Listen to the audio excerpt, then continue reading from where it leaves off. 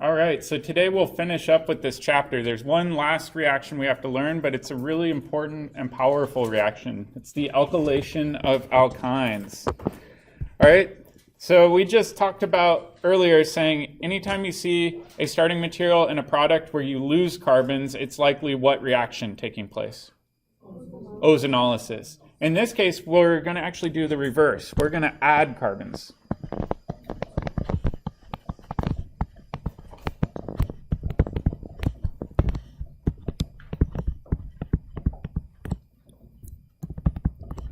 To terminal alkynes. What does it mean when I say a terminal alkyne? It's got an alkyne with what coming off the end? A hydrogen, right? So in this case, I'm just going to draw it out like this, and I'm going to show my carbon atoms just so we can clearly see everything. But you can tell that it's a terminal alkyne because we've got a proton coming off the very end. Does anybody know the approximate pKa of one of these? Any of you read the book? About 24, 25. In comparison, the pKa for an alkane is about 50. So this is 25 orders of magnitude more acidic. It's a lot more acidic than a normal hydrocarbon, which means we can do acid-base chemistry with it. So if we have a base that's sufficiently strong enough, we can grab this proton and do an acid-base reaction.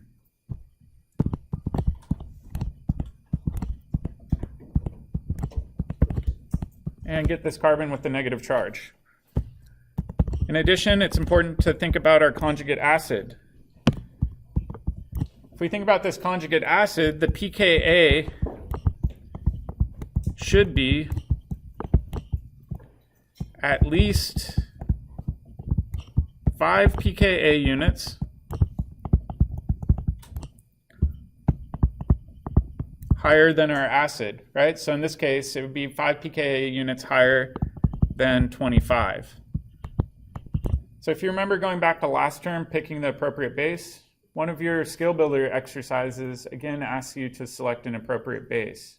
If you get stuck, you can always email me and I'll send you that sheet again on common bases, but see if you can figure it out using your notes from last term. All right, this part right here is called your acetylide ion.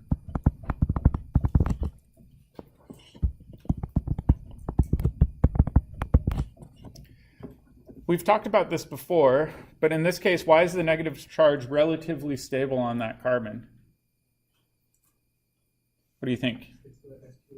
It's an sp orbital, and an sp orbital we said is shorter, which means that negative charge is going to be held relatively close to the nucleus, and it's going to be okay holding that negative charge, right? The other thing to think about this is that this is a great nucleophile.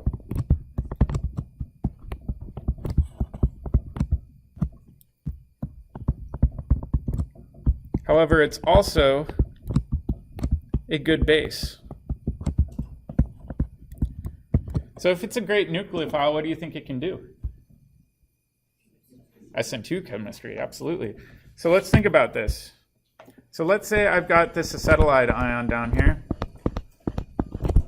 with a negative charge.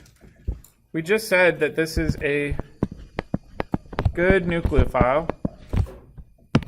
If we have, let's actually leave that as is. If we have a good electrophile, this can attack that backside, kick off the bromine, and we can do an SN2 reaction right here. All right, let's kind of make a note here. In order to do SN2, what do we need to pay attention to with our electrophile? Should it be primary, secondary, tertiary? What works best? Primary, secondary, or primary. Yeah, in this case, what I would say is we need a good electrophile.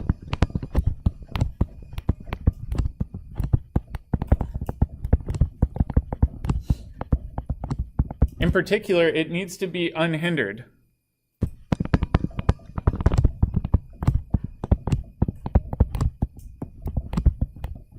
So for example, if you have a methyl group with maybe it's methyl bromide, that works really well. So methyl groups work well, Primary groups work okay. Secondary groups, not so much. And definitely not tertiary groups. Tertiary carbons are way too hindered. What's the problem with secondary carbons? What do you think could also occur if we have a secondary carbon? Not SN1. I'll give you a hint. Up here, we said that it's also a good base. It could do elimination. So this favors E2 over SN2. So we have to be careful. Usually when we're doing these, the best ones are ones that are methyl groups with a leaving group or a primary carbon with a leaving group. But in either way, we can do an SN2 reaction pretty quickly. And we can add on those two carbons and kick off that leaving group. Does that make sense? All right. So let's take a look at an example.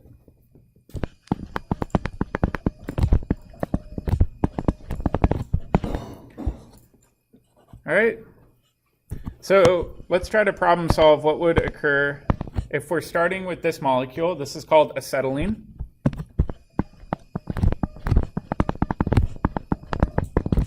And our goal, after a handful of steps, is to make the following molecule.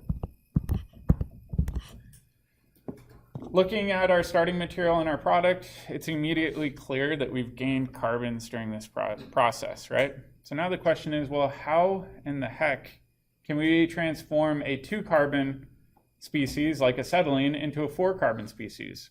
So what I want you to do is to see if you can figure this out on your own and then check with your neighbor really quick. Try to use similar chemistry to what we recently saw.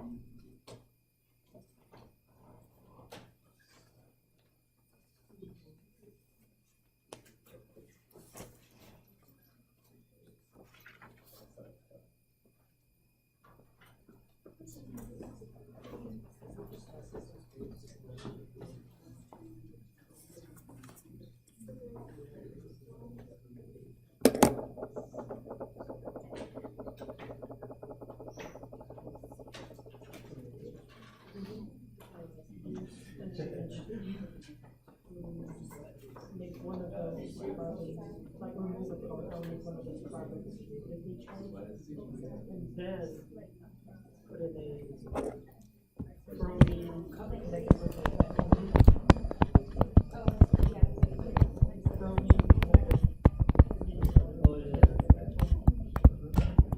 so negative charge attack it.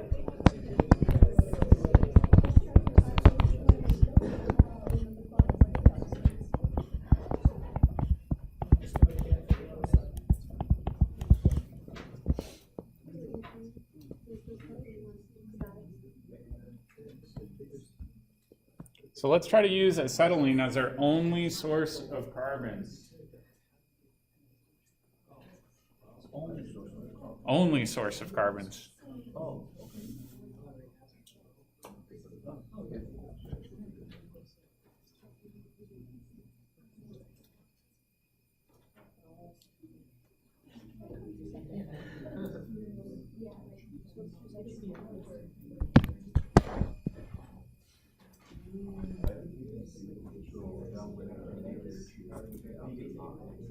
That's what? Yeah, see if you can figure it out, and then we'll work together as a class. Yeah. Like what I said before, we only use usage beyond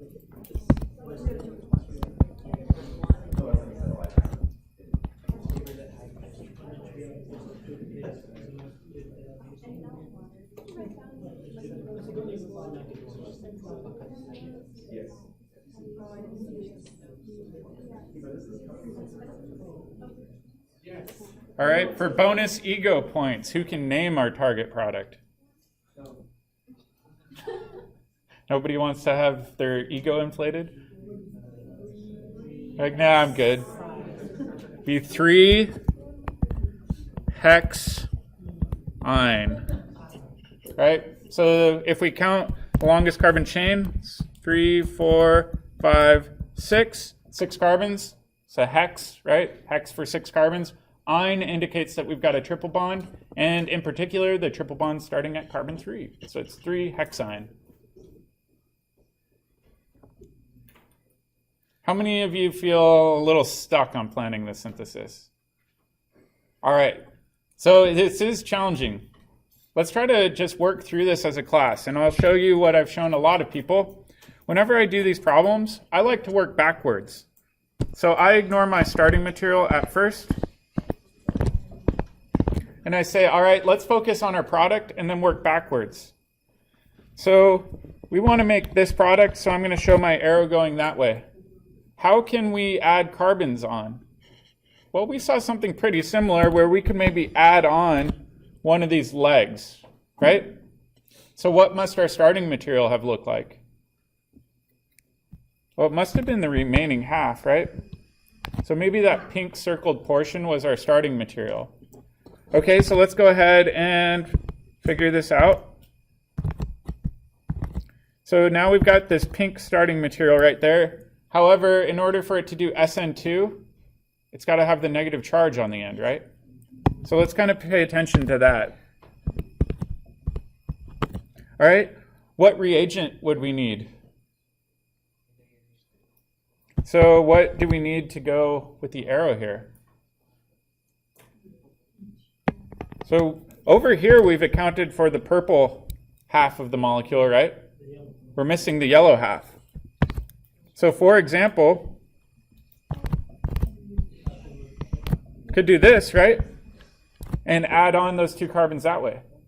So let's even draw this mechanism. So just like we saw, we can attack there and kick off the leaving group. Make sense? So you're asking, where did the yellow circled carbon come from? Yeah, exactly. So up here, we haven't shown how to make that. Let's save that till the end, because why not? I like putting off work. All right, so we've done this reaction. We've added on that yellow leg. Now we've got that intermediate here we need to figure out how to make. How can we make acetylide ions? Yeah, we need to deprotonate.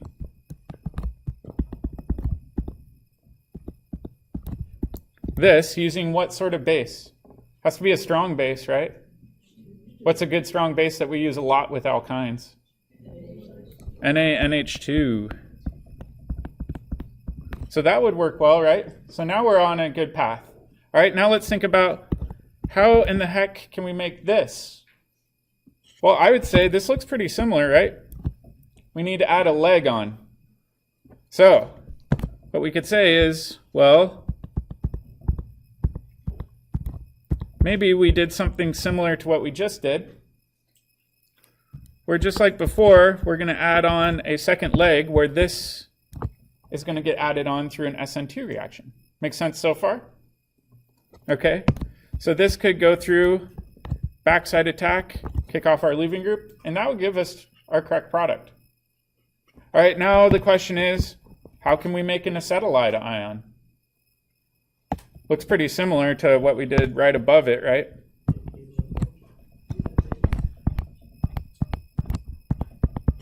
Right above it, we did NaNH2 to rip off one of those protons.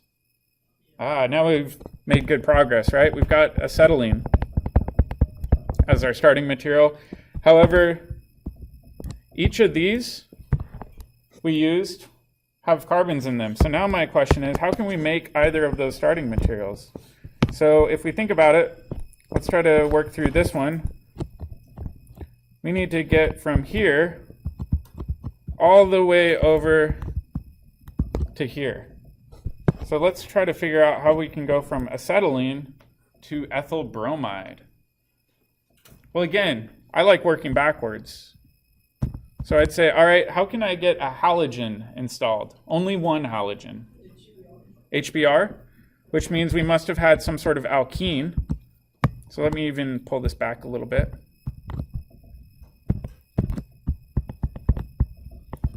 And then how can we go from our alkyne starting material to this alkene?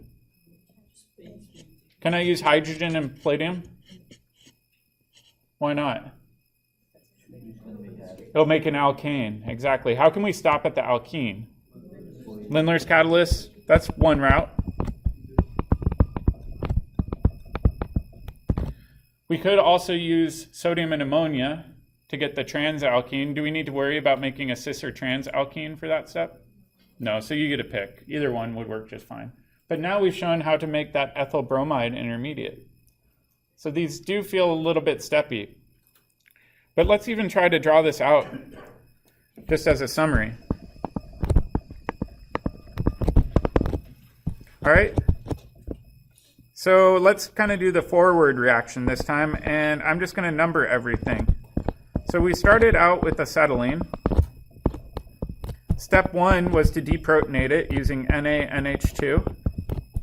Step 2 was to react it with ethyl bromide, so I'm just going to abbreviate that ETBR. Step 3 was to react it with NaNH2. And step 4 was to repeat the reaction with ethyl bromide. And voila, we got to our final product. So students ask me, isn't this a little steppy? And the answer is yes, but it works. So this is a really good way for building up carbon backbones if you need to, using the chemistry that we know now. As we go through the year, we'll discover other ways of making carbon-carbon bonds, but for right now, this is the only resource we have available for making carbon-carbon bonds. Does that make sense? All right, so that's pretty much it for this chapter. I mentioned at the end of last chapter that if you go in the Klein textbook, at the very end of each chapter, he has a reaction map that talks about all of the reactions that we've covered for a particular chapter. This is the reaction map for alkynes. You can see we've covered 12 different reactions, but a lot of them were actually pretty similar to what we saw last chapter, right? So the halogenations, things like that were pretty similar. So what I like to do is go to the fill-in-the-blank study guide that I've made, where essentially I whited out all of the reagents. You can print these off, use them as self-study guides, write in the reagents that you think you need for each transformation, and just check to make sure that you remember these reagents. The other tricky thing is you notice how like down on the bottom we've got some alkenes? We just did a whole chapter on alkenes. So now we've got a reaction map for alkynes linking us to alkenes. And then let's go back. If you go back to last chapter, we've got a whole map for alkenes. So you can see we're developing separate reaction maps. This gets really overwhelming, right? So if you picked up the extra large piece of paper today, what I like having my students do is having them make a reaction map. So what I do is I kind of draw out a ton of different functional groups on the page. So for example, I've got alkanes. Anytime you see an R group, that's implied to be an alkane, and that has a halogen coming off of it. It could be a halogen or a tosyl group, right? What could we do with this? What can we do with molecules that have good leaving groups? We can make alkenes through elimination, right? So how would I go from here to here? What sort of reagent would I need? A base. So you can start connecting these and making a reaction map. All right, what about going from an alkene to a diol?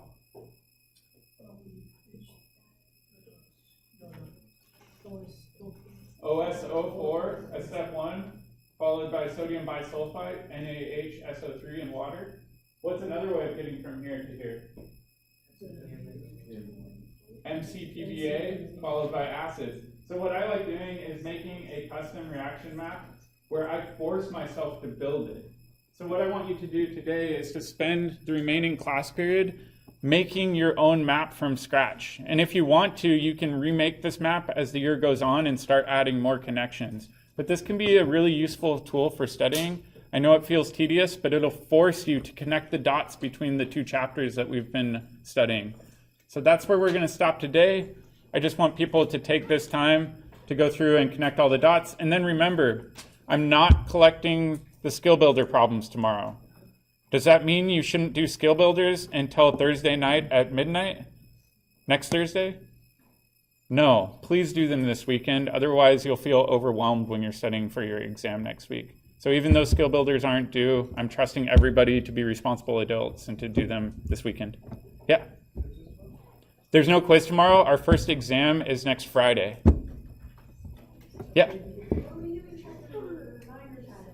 So it depends which edition of the textbook you have.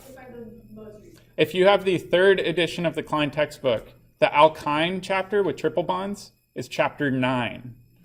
If you have any of the other editions, it's chapter 10. So just make sure when you're doing skill builders that it kind of correlates to what we've been doing in lecture. If you're reading something about, I don't know, carbohydrates, you're probably in the wrong chapter. Yeah. All right, so if you want, you can work on teams. A lot of people work together to kind of map out an idea for formulating all of this. Yeah.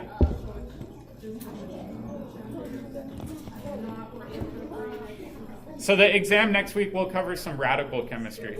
Yeah, it'll cover some of it.